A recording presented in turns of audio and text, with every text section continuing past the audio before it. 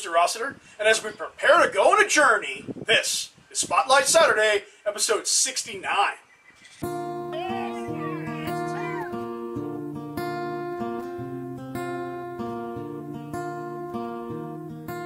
We love you, Ainsley. All right, we're going to jump in this episode, which is going to be really fun because it's going to be a journey, as I mentioned. What do I mean by a journey? We're going to take a trip from the very, very first parts of a race day all the way up until the celebration and even the look back on a race day. But we're going to do it featuring video that's been submitted to us about and by all of our riders across the country. So, here we go. We're going to start off with a question that's going to set the tone. Hi, this is Alexis with NZs Angels of Southern California. My question for you is, how can we as Angels get transportation for our athlete riders who don't have a way to get to our races? How cool is that? A video question. Love it so much. In fact, I think that's all we want to use going forward is video questions. In fact, if we use your video question that you submit, we're going to send you a buff. So make sure we get that address and get you a buff so you can sport that. And thanks again for the video question. All right, jumping in. A lot of different ways. I know down in Southwest Louisiana, our co-founder, the Mid-South ambassador, my sister, she will go to, I know Amanda, athlete Amanda, she would go to Amanda's house and still does, and picks her up and brings her to the race. Now, of course, you don't have enough vehicles to pick every rider up every morning, so a little bit of communication and a little planning for those riders that don't have the ability to get there. Another idea that comes to mind is Uber.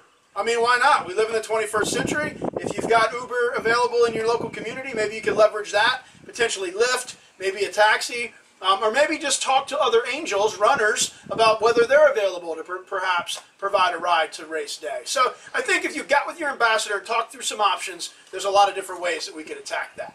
All right, love that. Good question. So as we take this, now we're going to jump into the next piece, which is Mom arriving at race day. All right, ladies and gentlemen, I got to show you this here with Missy. And you know, there's nothing that stops the power of a mom on a mission. She was determined that Carly was going to race today. What did you do to make that happen? I pulled out the center console of my van. Pulled out the center console in order to do what? To get Carly. Oh my goodness gracious, Carly girl. You have your own racing chair that's fitting directly into your van. She's laughing at me. I love it. It's perfect. Congratulations, Mom. That's good work. Outstanding. I love it. Just pull the whole console out. Whatever it takes, got to get Carly girl to the race. All right, so now that Carly's to the race, now we need to get the jogging chair, in this case an Axiom, out of the vehicle. So let's see how Kindra gets that done. All right, so we decided it's race day and we wanted to spotlight. Go ahead, Kindra. She's going to show us how easy it is to take your Axiom racer out of your vehicle, assuming you have a vehicle that you can throw it into the back of. So Kindra is quite the pro at this. After how long has Gage had his chair? Less than a year. Less than a year. You got bungee cords coming off there, and then she'll just lift up the back piece, and notice there's this little attachment that she's gonna put a screw into on both of the sides. Of course, it's got your nifty carrying case so that you can simply apply those screws right in on both sides. Awesome. Now you see these bars here also are your roll bars, which can be easily attached as well. She's going to show you how to do one side just for effect here. To do these, go ahead, Kindra. It does have to be in the very last slot, so it's tilted the most. Perfect. That's too easy. So in a matter of seconds, Gage is ready to roll. Wonderful. Thanks, Kindra. No problem. Good stuff, Kindra. Now that you have the chair out, of course, we got to get our rider-athlete into the chair. We're going to go to the starting line. So what better part of this journey is let's meet a new sibling team that's going to do the Rock and Roll inaugural 1-miler down there in Nashville. Hi, everybody. Hey, I'm Diane. This is my dad. We're going to be pushing the 1 mile. We're going to be pushing the 1 mile right now soon. I'm going to be pushing my sister, Zoey, right here.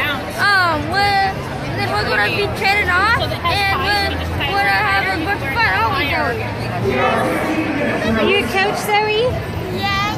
So this is the Rock and Roll series in Nashville. The inaugural 1 mile. 1 mile. First time ever.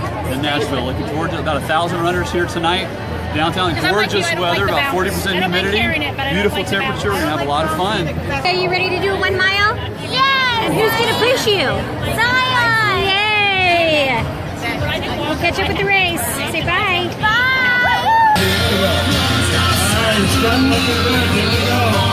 Well, you were off that time. Hey, you're right.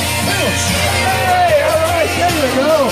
Good job. Always love the pre-race excitement. And now that they're off, let's see Angel athlete Noah and his dad coming back to the finish line. Get it, Noah. Get it, Noah. Come on. Get it, Noah. Woo!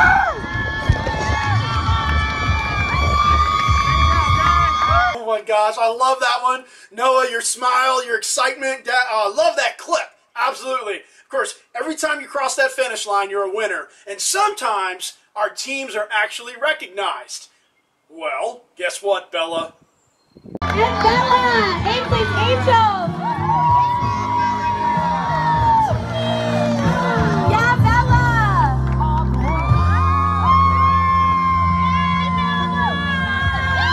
Absolutely. I love Bella's smile right at the end as she knows she was victorious and she won that day. Love that. All right, hey, let's flip it down to Northeast Alabama where Mitch is with an Angel team, Amberly and company, post-race.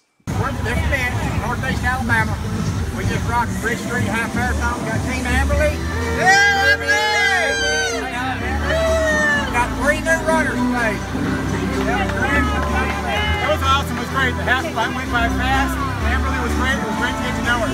I really enjoyed it being with Amberly. It was awesome. What do you think, Gabe? Great time. Real fast. Amberly, you had fun? You did. Yeah. Yeah, Miss Connie, you had fun? Yeah. All right, everybody had fun. I love that. I love when you have new Angels that have a chance to loan their legs. And of course, in this case, they're on an amazing team with Team Amberly. I love that. Race complete. Welcome to the family. All right, cool. Now the race is over. We got to get back to the trailer. We got to take the equipment apart. So let's go flip it to Joe and Justin so they can show us how to take an Axiom racer apart. Hey, Joe, what do you got there, man? Oh. So I have a Axiom chair here minus the roll bars, which attach here and here. But we're just going to show you how easy it is to break this thing down and put it in the back of the vehicle. My buddy Justin's going to unscrew that side. We'll unscrew here. It's just these simple screws, and then it'll fold down. Put the screws in the little pouch with all the rest of the tools, and then you're good. The only other thing you can do is easily with the push of this pin, the wheels will pop off. That's as simple as that. If you get a bungee cord, you can secure the handlebar to the front, and then, 40 pounds and you're on your way. Very well. Thanks, Joe. Episode 69, in keeping with the Niners, go back and you can watch episode 19, 29, and 39 and see other chair-related assembly, disassembly, and fitting clips. So, as we finish with the race and the chair rides off and everyone goes home, it's time to reflect. And we thought none better than Team Onni to join us now as we roll out the conclusion of episode 69. Team Onni, the first ever all-woman team to qualify and complete the Boston Marathon. What a story. Let's flip it up to New York and hear about this. I'm Jeannie McGarrow. I am the ambassador for NZs Angels in Western New York, and I'm proud to be sitting here today with Team Onni. This is Onni Peck, her dad Michael, and her mom Donna, and joining us via paper is Ruby. Woohoo!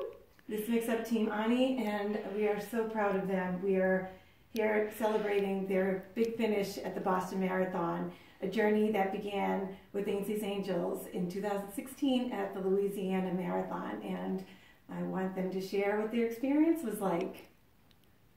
Oh yeah, look at that smile. That says it all right there. Onni always had the dream of running the Boston Marathon. It's a second home for her. She spent a lot of time there as a child and a young adult in Boston for medical procedures and inpatients. And so Marie graciously made a plan with Onni for a journey to get them there, beginning with the Louisiana Marathon in January of 2016. It was not without its trials and tribulations through the year of training. Marie's husband was reassigned to be in Toronto for a year, so they had to move up there, and Onni subsequently developed ulceration and an osteomyelitis, which is a bone infection, which kept her bedridden for about 6 months. But during that time, they both persevered on with their training, and both long distance and together, which brought them to April of 2017 in Boston. Onni was absolutely thrilled. We have a little bicycle mirror on the running chair, and Marie said that Onni was smiling the entire 26.2 miles and enjoying the crowd supporting her and Marie, and they did an absolutely fantastic job. Yeah, and we appreciate all the support from our NZs Angels family and from Marie and her family too. It was a lot of hard work and a lot of training, and it certainly paid off. And I just want to say one more thing. In the history of the Boston Marathon, which has been going on since 1897, 121 years later, the first all-female team, duo team, qualified for the Boston Marathon. And it just happened to coincide with 50 years of women. 50 years ago, a woman named Catherine Switzer unofficially ran and was pulled off, well, attempted to be pulled off the course, but she persevered, and I think the timing of our duo team, our all-female team, along with Catherine's triumphs, really just says so much. And I think it's really hard to make history, good history, for the first time in this day and age, and we are so proud of them for doing that. We absolutely are. It's a win for people, it's a win for women, and it's a definite win for inclusion. Bye. Congratulations, Onni. The smile, the family there. Just great things happening in New York. The great things happening across the country. We really hope that you enjoyed episode 69 and the journey that it was from how do we get to the race to the celebration at the end and the reflection. So really hope that it came together and that you loved it. And we invite you to stay tuned for episode 70, where not only are we going to have a chance to potentially celebrate the triathlon experience that is occurring down in southwest Louisiana, but maybe we'll even get some clips from the Cannonball Roll 5K. That's right, today, the Cannonball Roll 5K is concluding a 3-week in a row Ainsley's Angels Race Series execution. We went from Washington State to upstate New York, and now today we're down in Mississippi, wrapping it up. Down in the link, you have your opportunity to register for the next Race Series event, which is the Sunrise 5K in the first weekend of July, and then Power to Push down the Mississippi, and we're going to finish it up at the Sunset 5K, Lake Charles, Louisiana, at the end of July. If you don't have plans for July, and you're anywhere near Minnesota or Louisiana and the Mississippi River, get involved. Comment below, and we'll tell you how you can meet the Evans family along the way, how you can nominate somebody for a chair, and how you can join us at the races or virtually. Have a great week. We'll see you in 70.